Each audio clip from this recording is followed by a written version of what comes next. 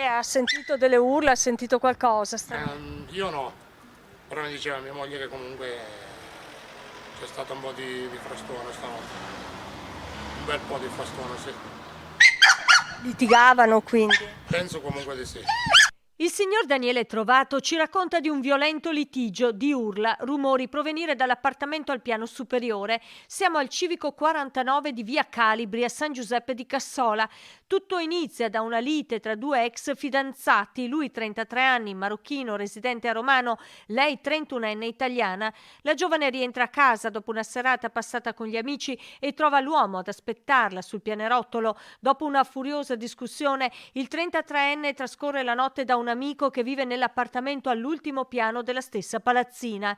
La mattina dopo continua ad infastidire la donna, la insulta, lancia bottiglie contro le finestre, finché lei, impaurita, decide di chiamare i parenti che avvisano le forze dell'ordine. Sul posto arrivano la polizia e i carabinieri. Nel frattempo, uno zio della giovane si arrampica sulle terrazze e raggiunge l'appartamento dove all'interno si trova l'ex fidanzato e l'amico, quest'ultimo bloccato in casa e minacciato. Il marocchino li aggredisce brandendo due coltelli e colpisce lo zio, un 42enne bassanese, che rimane ferito ad una gamba. Ha rischiato la lesione dell'arteria femorale.